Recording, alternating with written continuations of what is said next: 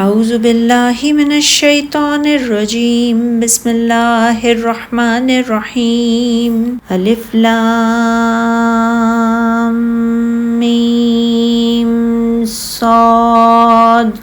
کتاب انزل الیک فلا یکن فی صدرک حرج منہ لتنذر بہ وذکری للمؤمنین اتبعوا ما انزل الیکم من ربکم ولا تتبعوا من دونہ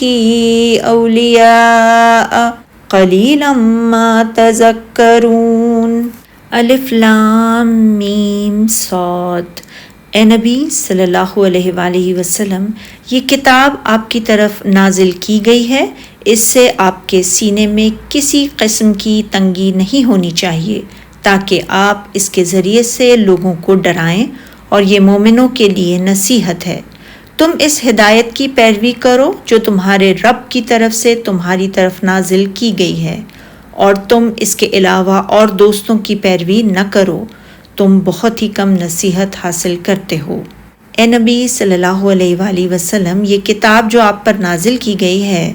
یعنی یہ کتاب آپ پر آپ کے رب کی طرف سے نازل ہوئی ہے، تو اس سے آپ کے سینے میں تنگی نہیں ہونی چاہیے۔ اس کے معنی یہ ہیں کہ اس کتاب کے بارے میں آپ کے دل میں کوئی شک نہیں ہونا چاہیے، اور اس کے معنی یہ بھی کیے گئے کہ اس کتاب کے پہنچانے اور اس کے ساتھ ڈرانے کے بارے میں آپ تنگ دل نہ ہوں، جیسا کہ فرمایا سورہ احقاف میں،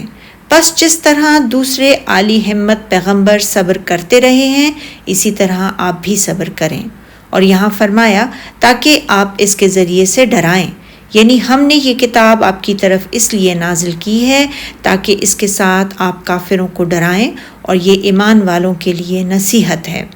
پھر اللہ تعالیٰ نے کائنات انسانی کے تمام لوگوں کو مخاطب کرتے ہوئے فرمایا، لوگوں، جو کتاب تمہاری طرف تمہارے پروردگار کی جانب سے نازل ہوئی ہے اس کی پیروی کرو، یعنی تم اس نبی امی محمد صلی اللہ علیہ وآلہ وسلم کے نقش قدم پر چلو جو تمہارے پاس ایسی کتاب لے کر آئے ہیں جو تمہاری طرف ہر چیز کے رب اور مالک کی طرف سے نازل کی گئی ہے،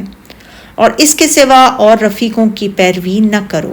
یعنی رسول اللہ صلی اللہ علیہ وآلہ وسلم تمہارے پاس جو لے کر آئے ہیں اسے چھوڑ کر کسی اور چیز کی طرف رجوع نہ کرو، ورنہ اس کے معنی یہ ہوں گے کہ تم نے اللہ تعالیٰ کے حکم سے روگردانی کر کے کسی اور کے حکم کو اختیار کر لیا ہے،